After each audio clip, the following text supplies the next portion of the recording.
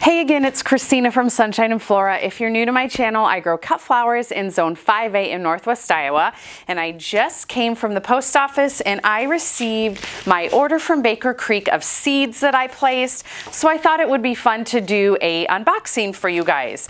Now I will put in the description below to this video their website, but Baker Creek is a company out of Missouri. Their website is rareseeds.com.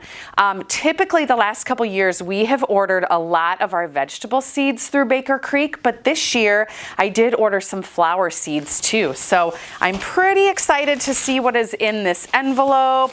I placed this maybe a couple weeks ago, so their shipping is very fast, but long enough that I kind of forgot what I ordered. Oh my gosh, there's a lot in here. This is exciting. Look at all of these seed packets.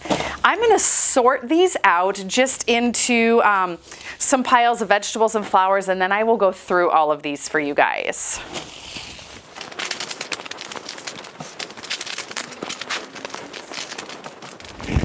Okay, so I've got them sorted into my vegetables and my flowers. It's about half and half. I'm gonna go ahead and go through the veggies first. Now Baker Creek, rareseeds.com, obviously they have a lot of unique varieties from all over the world, which is what makes it really fun to order from them.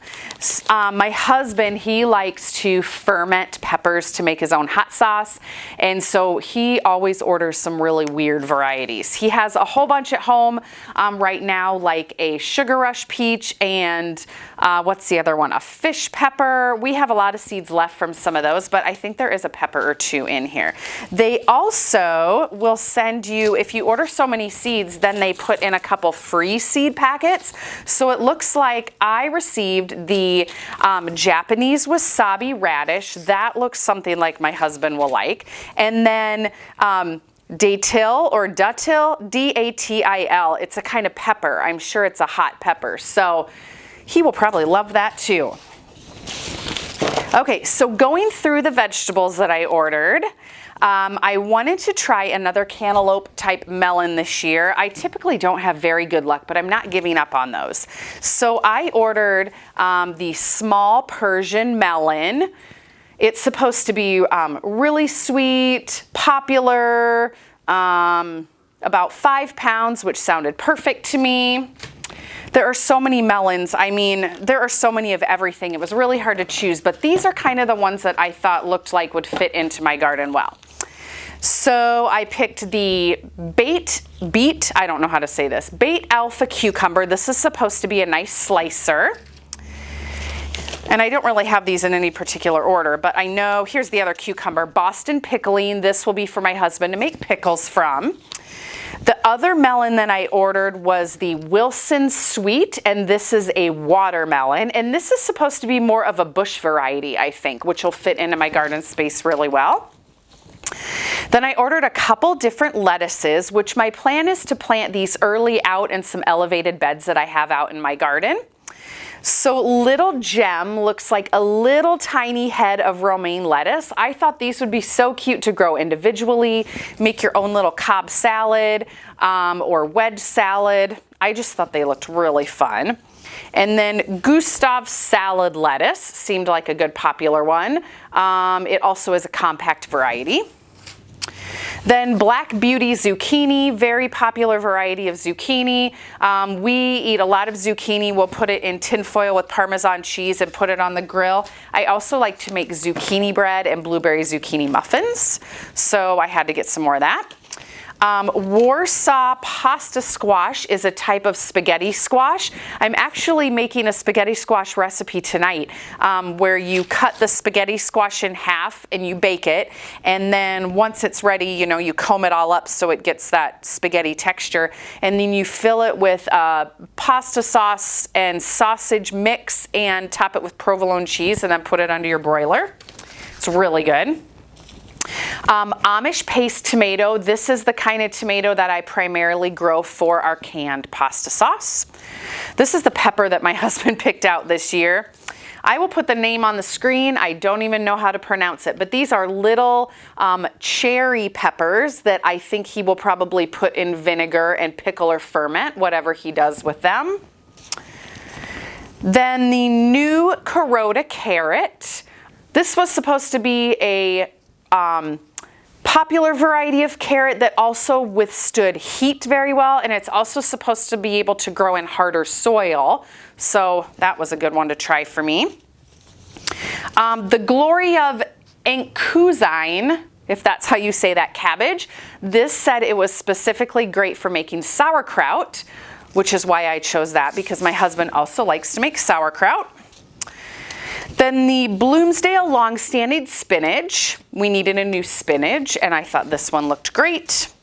And then the last one is a jade bean. I have grown these in years before, just a really nice standard green bean, bush variety. So I'll be sowing these probably in a couple succession plantings throughout the season. All right, let's move on to the really fun stuff, which is the flowers. Now, most of these are varieties that I have not grown before, but I thought that I needed them. This first one I have grown before. This is the Mellow Yellow Echinacea. For my cut flower garden, I'm trying to, in a certain area which is called my cottage garden, I'm trying to build up an area of perennials that can come back from year to year, you know, get a little bigger each year that I can specifically use for cutting. And Echinacea so far has worked really well for me. Not the white Echinacea, because I feel like the petals get dirty over the season, so I'm trying to find some colored varieties to grow. So Mellow Yellow is varieties of yellow all the way from like a cream color all the way to like a deep gold. So I thought that was perfect. Then I have another Echinacea in here, I know. Here we go. Paradiso Mix. I thought this was really pretty. It's colors of pink, red, creams, even some more yellows in here. I definitely wanted to grow this one. Okay, so another type of perennial plant that I really want to develop out in my garden are daisies. I had quite a number of daisy plants probably 2 to 3 years ago. Last winter we had a really hard winter with very little moisture, very little snow for insulation to the ground, and most of them didn't come back. So I've got to build up that stock again. So I picked the Crazy Daisy, which is a double daisy. I did grow some of these before, and I absolutely loved them because they were different than the traditional daisy. So I'm going to start as many of these and plant as many of these as possible. Then I have a variety of snapdragon called Cherry Twist. I already have a ton of snapdragons to plant, but I mean, what's one more? So this one is like a yellow and pink colored snapdragon. It's different than any other varieties that I have, so I thought it would add some variety into my early spring colors. Lavender. I have never tried to start lavender from seed. I've heard it's a little tricky, so we'll see how this goes. One of my other ideas for this year to add to one of the big end of the season markets that I do every year, I'm trying to decide what to do with my dried flowers besides making just bouquets. And one of the ideas when I came across one night when I was on Pinterest was making some hand-poured little soaps with dried flowers. So I ordered some lavender to hopefully start from seed, and this would be specifically grown to pick and dry and put in some little hand-poured soaps. So stay tuned for that project. We'll see how that works.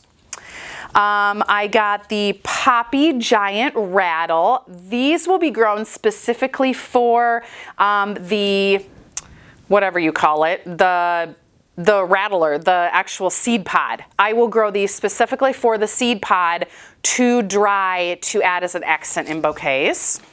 Then I'm trying a salmon aster. The last 3 years I've had terrible luck with asters, but I want to try it again because these look absolutely beautiful. So I will start probably just a small 24 cell tray of these asters.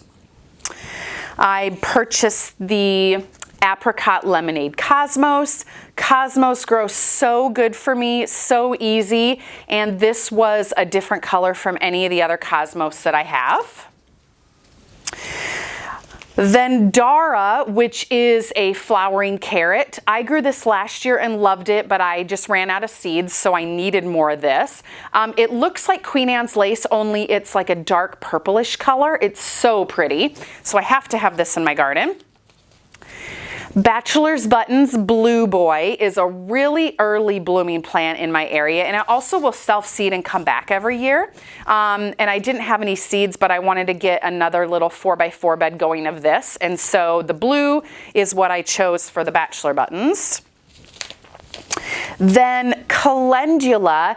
I do not grow calendula for cut flowers. I typically will put some in the corner of my vegetable garden.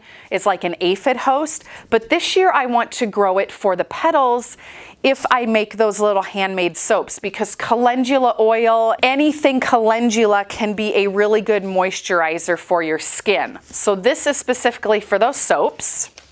I really hope I can get some of those soaps made, because I have a specific packaging idea and a setup idea for that booth in my head, and I think it could be really fun. So encourage me to do that if you want to.